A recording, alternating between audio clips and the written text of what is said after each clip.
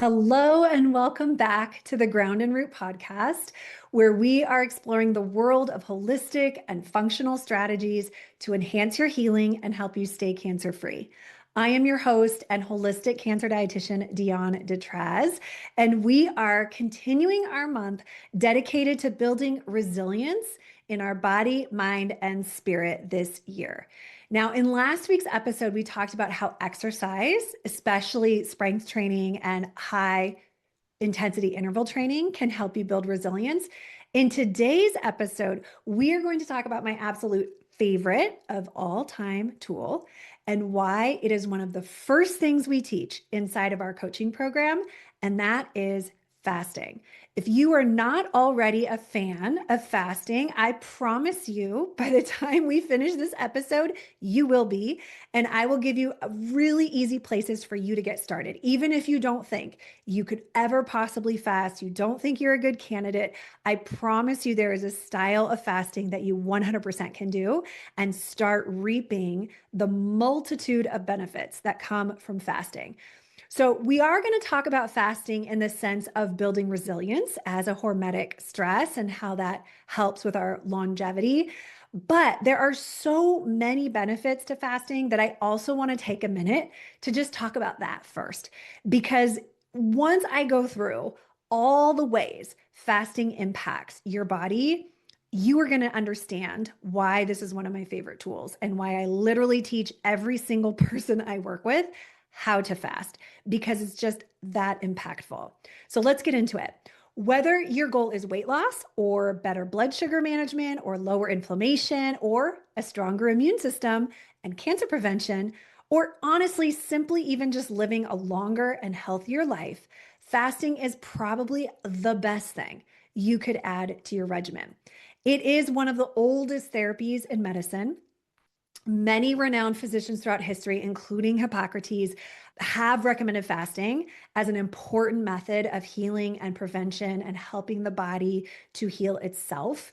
Consider how the body naturally reacts when fighting an infection. As our internal heat rises to kill off the infection, our appetite naturally declines so that all of our energy can be used to support the immune system and to help us get better quicker. Historically, I know I mentioned this before in a previous episode as well, that humans have lived in environments with fluctuating food availability. Evolution has selected us to be able to withstand periods of starvation.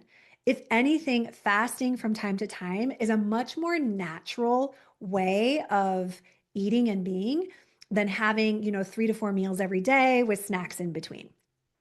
Adaptation to starvation diverts energy into other protective systems. This helps us minimize the damage that would reduce fitness by not having calories available. So, this adaptation is actually what is providing many of the benefits to the body. So, let's talk about what some of those benefits are. When you fast, human growth hormone levels go up, insulin levels go down. Your body's cells also change the expression of genes. They initiate important cellular repair processes. And then, of course, they are also fasting is also activating a hormetic stress response, which is helping our cells age slower, right? It makes our cells less complacent. It boosts our health by getting rid of less efficient cells while investing in stronger ones. And then, much like exercise, fasting literally benefits just about every system in our body, including the brain, the heart, the gut, the liver, the muscles, the immune system, etc. Right? The list goes on and on. Now, specifically when it comes though to cancer recovery, cancer prevention, and metabolic health, which is a big piece to why it's a great anti-aging tool, is because of these benefits. When we fast, we lower blood sugar levels. We improve insulin sensitivity, also lowering insulin levels. We lower inflammation, right? We lower insulin like growth factor 1. We're basically changing the environment of the body to make it less hospitable to cancer cells. We're also initiating cellular repair. When fasted, these repair processes get triggered. And this includes a really important process known as autophagy, where cells literally digest and remove old and dysfunctional proteins in cells that don't belong there anymore. This also includes targeting and removing viruses and parasites and other microbes from the body. So it's literally like our internal system to clean house. And it's important that we give the body the chance to do that every so often so it can get rid of things that don't belong there, including precancerous cells or cancer stem cells, things that could become problematic down the road. Now, another incredible benefit is really immunotherapy or immune regeneration. So, not only does fasting help us remove these sort of weak and damaged cells, it also boosts stem cell production. So as soon as you start eating again, the stem cells form new, stronger white blood cells. And this is incredibly important because these cells are essentially your soldiers of the immune system, right? They are your surveillance system, and they are critical in preventing cancer along with other illnesses and diseases. So, if even just one or two of those things weren't enough, that entire laundry list of benefits is really why it's so important for us to include some type of fasting regimen in our diets, in our plans, in our long-term strategies. Now, what if you're also still moving through cancer? What if you're actively receiving treatment?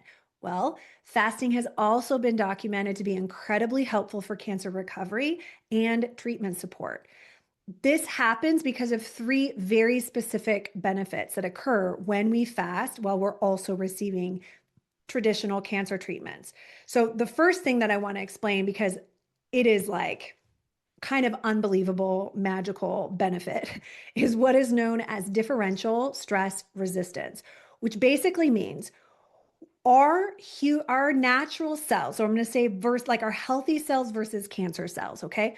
Our healthy cells have adapted, like I've already talked about, they have evolved to go through periods of starvation.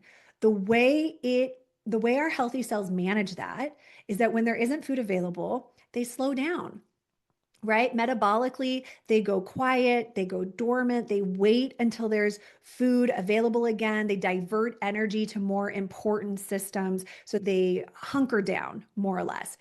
Cancer cells typically do not have this same evolutionary response. When they're fasted, they're just hungrier.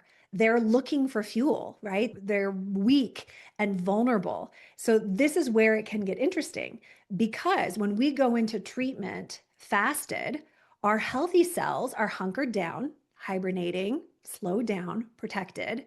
The cancer cells are not. The cancer cells are weak and vulnerable and hungry and looking to take up fuel. So then the treatment comes in, the treatment can be more effective on the cancer cells while less of the treatment gets taken up by your healthy cells. So it's really this win-win. This is this differential stress resistance. It's a win-win where it's targeting cancer cells more strongly while less toxicity is happening to your healthy cells. Pretty amazing. This is also why we bring in fasting elements into all of our treatment support plans with our clients, because it dramatically reduces the amount of side effects or symptoms from treatment because of this differential stress response, which is pretty incredible. It also helps lower inflammation and lower blood sugar, which can be byproducts of treatment itself. So it's helping to maintain a metabolic health that is going to make it harder for cancer to continue to grow or replicate or spread. Hopefully that makes sense. It's possible that we may do another episode just on the treatment support piece because it's so powerful, but it is definitely one of the primary tools we use inside of Ground and Root with all of our clients because it has such an impact. Improved treatment effectiveness with less side effects. Yes, sign me up. How do I do that? Now, the other ways fasting can be beneficial while we're moving through treatment, like I mentioned, it can help lower inflammation, can help lower blood sugar. This is also going to impact some of the traditional side effects and symptoms that come from things like chemotherapy or radiation therapy. So again, it can, in that through those mechanisms, it can also help minimize symptoms and side effects, which is great, right? Because by controlling these factors, you feel better and you also help the treatment work better. Now, there are different styles of fasting and some that I encourage you to start with, particularly if you're brand new and you're like, I don't even know how I could do this. So I'm going to tell you 4 different ways, okay? The first and the easiest place to start is with your overnight fast. And believe it or not, there's even been really good research documenting the benefit of even just that, even just your overnight fast. Fasting for at least 13 hours overnight has been shown to reduce the risk of cancer recurrence by up to 30%. That's huge, right? So the goal is to try to go 13 to 15 hours every night with at least 3 hours of not eating before bed. So you just really have to do the math, right? When do you eat dinner? When do you eat breakfast? When do you go to bed? And try to get at least a 13-hour window in there in order to get some of these benefits, plus that 3-hour window before bed, ideally where you're not eating, so that you're done digesting, so that when you head into sleep, your body can actually start doing repair processes instead of continuing to digest. Okay, so that would be number 1.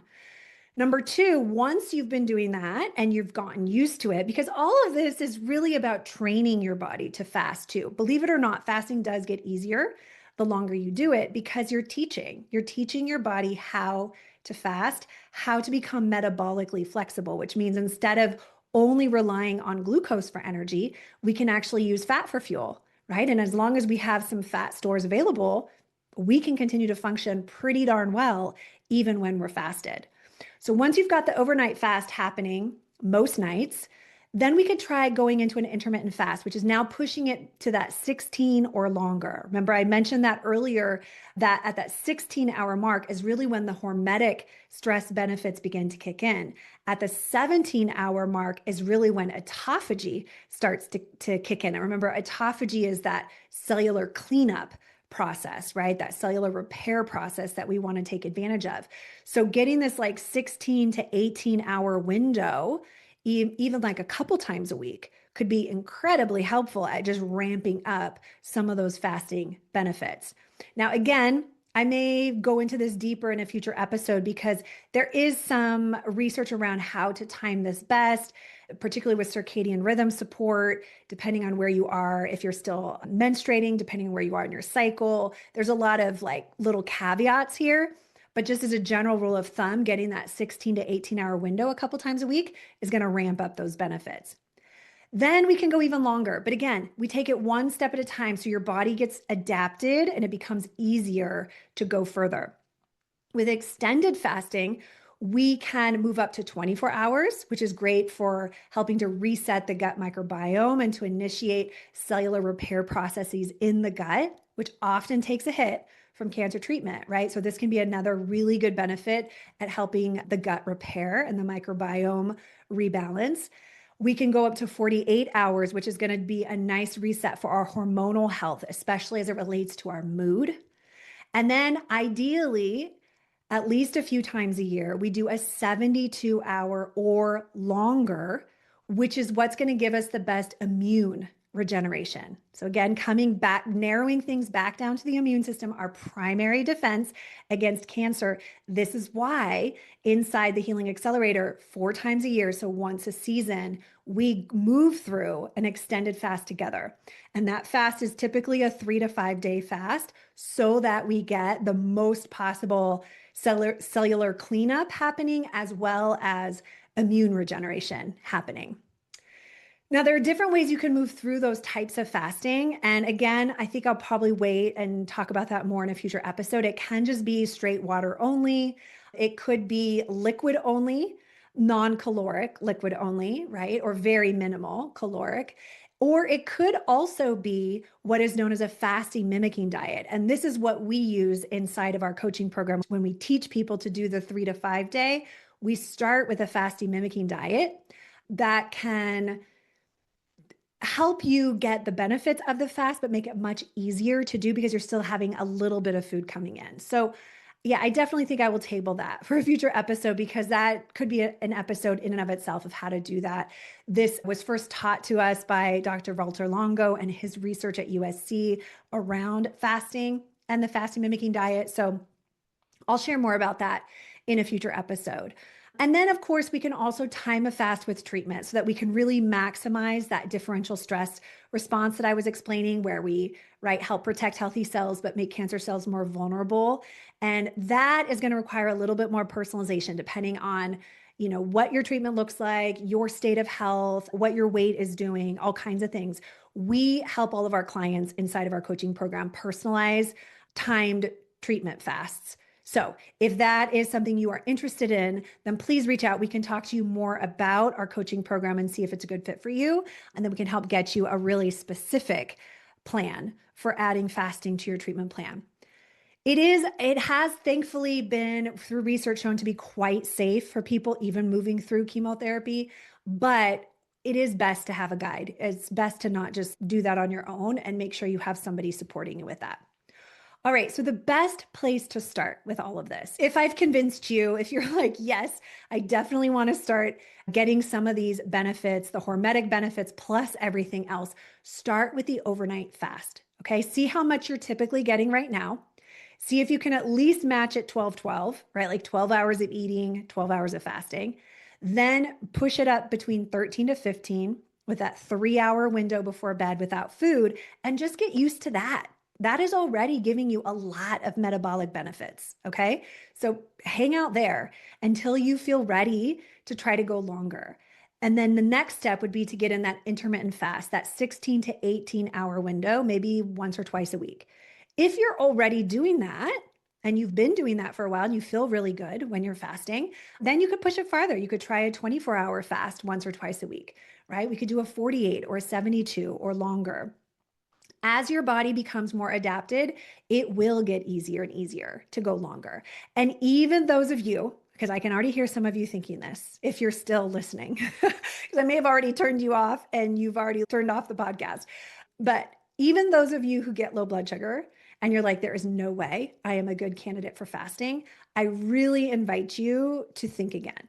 I have seen over and over in the people that I've worked with that even those people who were really unsure, fasting ended up helping them because it teaches your body, like I said before, to become more metabolically flexible. And as soon as your body understands how to use other fuel sources efficiently, your blood sugar will stabilize. You will not get those highs and lows, right? You will have good energy even when you're not eating.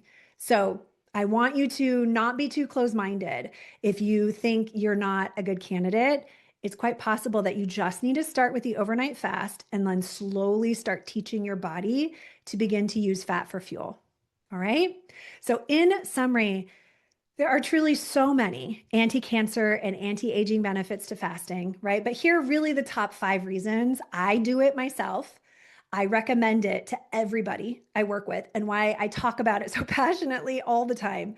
Number 1 is metabolic enhancement, right? We are changing the environment in your body so makes it as hard as possible for cancer to grow.